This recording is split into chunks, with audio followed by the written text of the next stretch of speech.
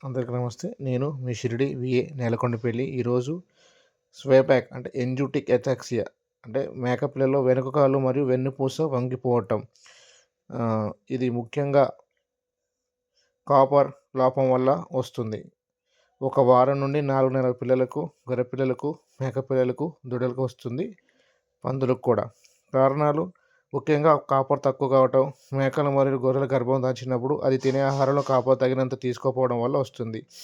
కొన్ని మట్టిలో ఖనిజాల వలన కాపర్ శోషణకు ఆటంకం కలిగించి ఇలా అవుతున్నాయి.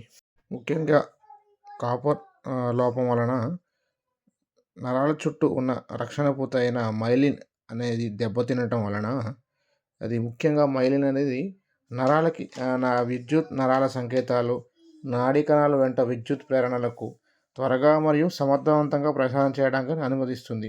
అది దెబ్బతినడం వల్ల 1 లేదా 2 కాళ్ళు గట్టిగా కదులుతాయి. తర్వాత కాళ్ళు వెడల్పుగా వెళ్తాయి. తిమ్మిరి బలహీనతగా ఉండటం మరియు పైన వీడియోలో చూసినట్టు వంగిపోవటం, కాళ్ళు నడవలేకపోవడం లాంటివి జరుగుతాయి. అందువల్ల వెనుక భాగంలో బలహీనత, నిలబడటానికి తడబడటం, కొంచెం నడవగానే పడిపోవటం మరియు నడుము వంగిపోవటం, వెనుకాల వంగటం లాంటివి జరుగుతాయి.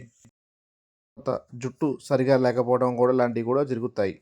తర్వాత రక్తహీనత కూడా వస్తుంది వీడియోలో కనపడే గొర్రెపిల్ల నడిచేటప్పుడు నియంత్రణ కోల్పోవటం, వెనుక కాళ్ళు వంగిపోవటం గమనించండి. నెట్టగానే పడిపోవటం, ఊగసలాడటం కూడా కాపర్ లోపం కింద వస్తుంది.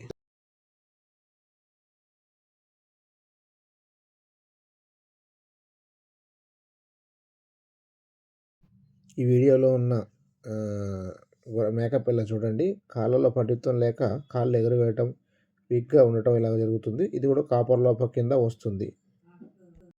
దీంట్లో మేక కాళ్ళను చూడండి, పటిత్వం లేక వీక్నెస్ వల్ల పడిపోవటం.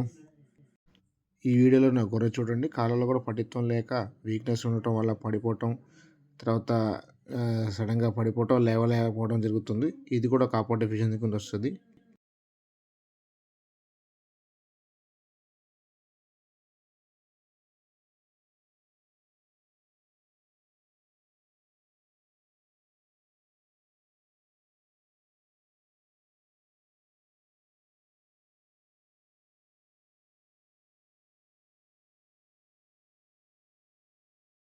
మీకు చూపించిన ట్రీట్మెంట్తో చేసిన గొర్రె పిల్ల చూడండి ఎంత యాక్టివ్గా ఉందో, ఎలా సెట్ అయిందో. చాలా బాగా నడుస్తుంది. ఎవరైతే ఈ రైతు నాకు వీడియో మరీ ఫోన్ చేసి మరీ పంపాడు. Thank you. చూడండి ఎంత బాగా నడుస్తుందో గొర్రె పిల్ల.